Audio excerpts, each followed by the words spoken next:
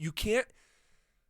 I suppose you can. I'm not going to tell you how to think, but it's impossible to take the regular rules of life and apply it to the NFL.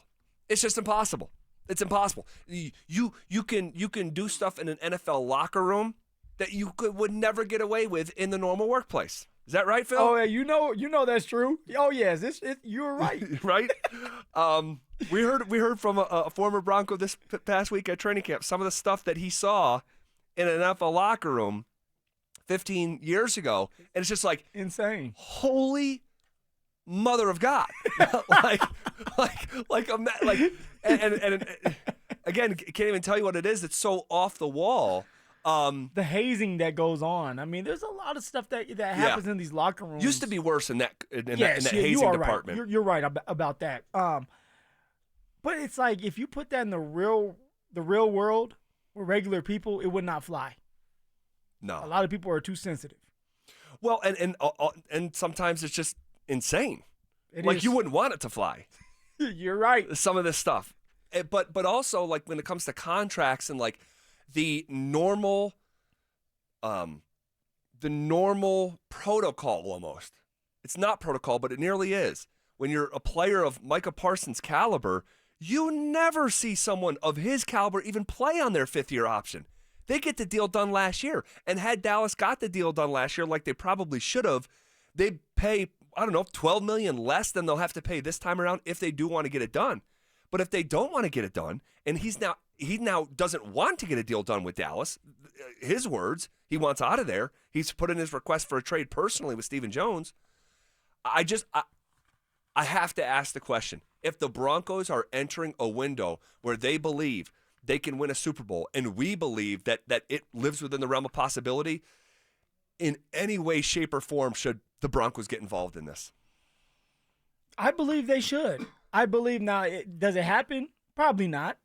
But if you're a general manager, which George is our general manager, you're not doing your job if you're not calling and checking in.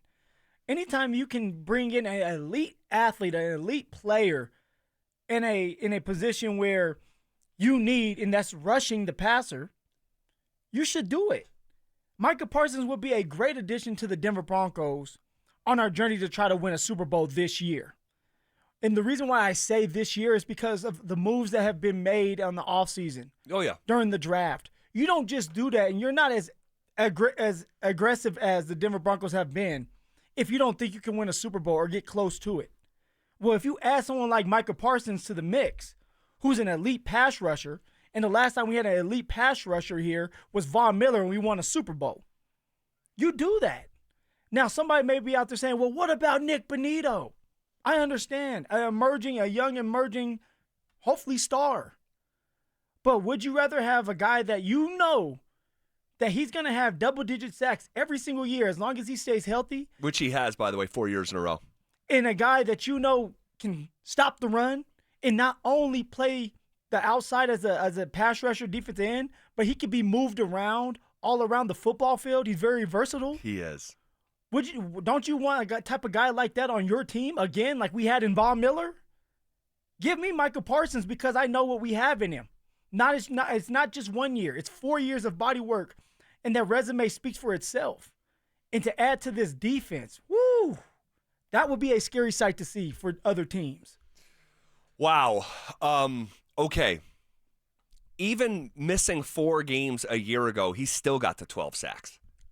Missed a month of football. Still got to 12 sacks. It was the most time he had ever missed. He played in all 17 and 23, all 17 and 22, 16 of 17 and 21.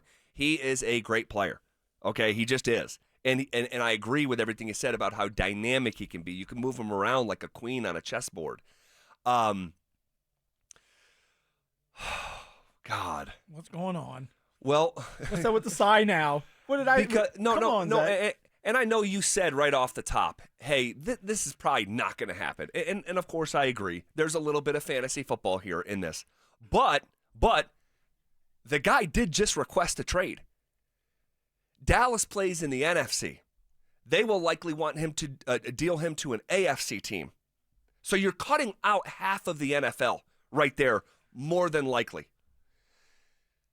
I just wonder if you want to mess with what the Broncos have going on right now. This defense, we're already expecting this defense to be among the league's best, maybe the league's best.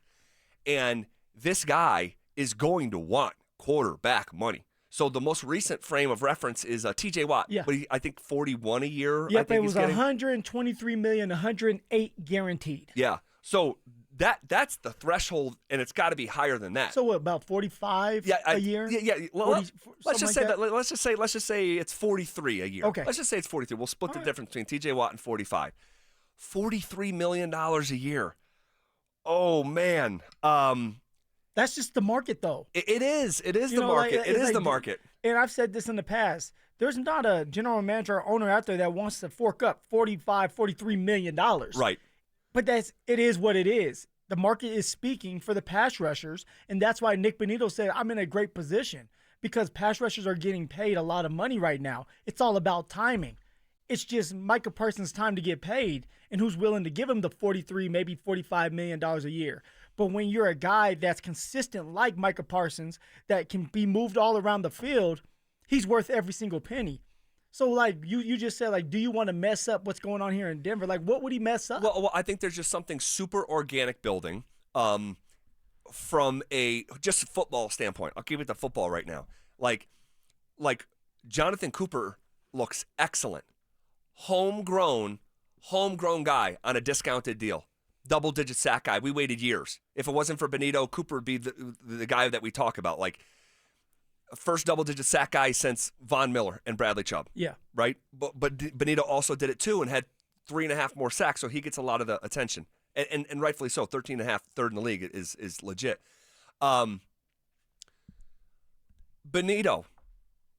another homegrown guy. Yeah. That is on the verge of a payday. That does a lot of the stuff that Parsons does. Now, I won't say he's the same player because Parsons is a level above, and he has the body of work, as you said, where Bonitto, it's a 1-year sample size of a star type. Now, I don't want to dismiss the 8-sack season, but there's only been one season where it's like, this guy's got star quality. Yeah, he has to prove it again. He's got to prove it again. And I like those guys, and I like that they're homegrown. But here's what I like maybe even more than the football stuff, is that the Broncos have reset a culture here. And there seems to be a very, very organic culture that has been developed starting probably a year ago, cultivated to the point that we are now. And Parsons, he doesn't have a great reputation, right?